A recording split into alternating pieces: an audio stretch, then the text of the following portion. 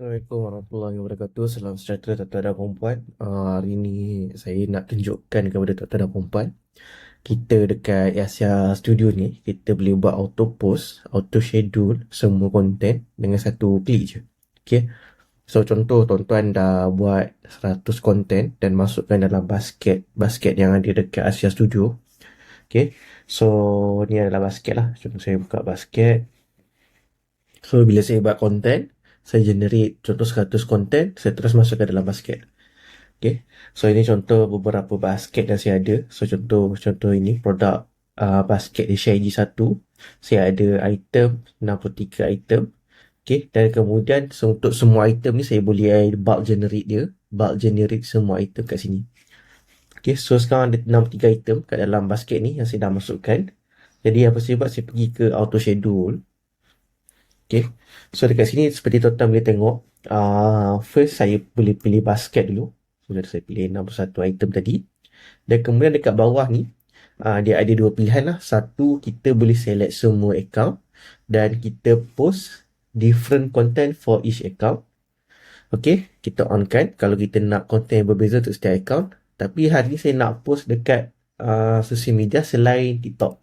So saya pilih semua sosial media selain TikTok. Sebab apa? Sebab semua post yang masuk ke akaun-akaun ini, akaun-akaun yang selain TikTok ni, dia tak ada masalah kalau kita masukkan akaun konten yang sama.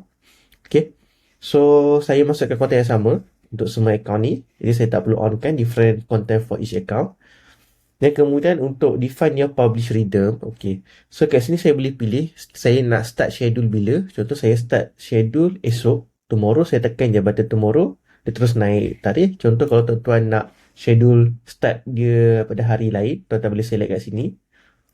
Okay, contoh sehari saya nak post berapa konten dekat setiap akaun social media ni. Contoh saya letak 3, dia akan naik 3 masa lah.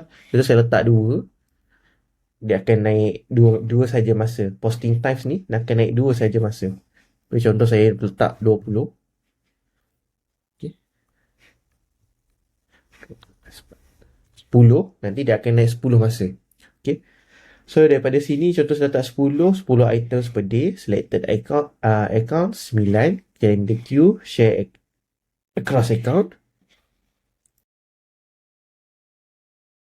Okay. Seterusnya kita pergi pada bahagian bawah ni. Contoh dalam akaun saya pilih tadi ada TikTok. So saya boleh select setting untuk TikTok kat sini.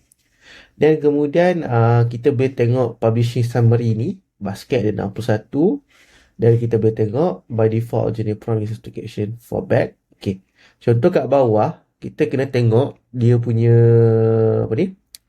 Caption dia. Okay. So kalau contoh kat bawah 61/61 captions ready, maksudnya semua caption dia kita dah auto generate dah. So jadi tak perlu kita kacau lah kat sini.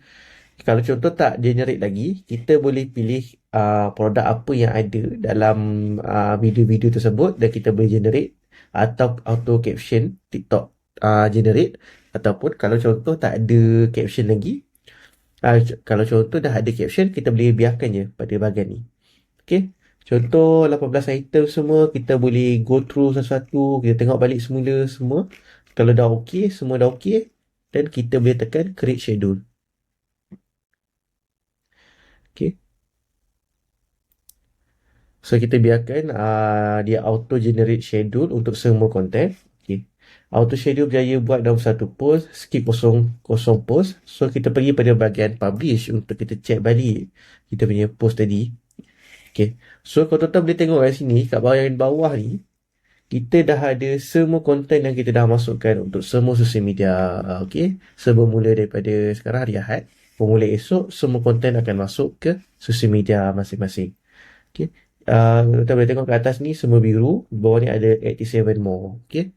Dalam video tutorial ni itu saja yang saya nak tunjukkan macam mana kita nak buat auto schedule post dengan satu klik je. Dan kita tak perlu berfikirlah. Kerja kita hanya buat konten. Konten pun kita boleh buat secara bulk, banyak-banyak terus sekaligus, dan kita boleh terus gunakan untuk posting dekat akaun sosial media kita lah, Facebook, Instagram, Threads, TikTok. Okay, itu saja untuk video kali ini. Terima kasih.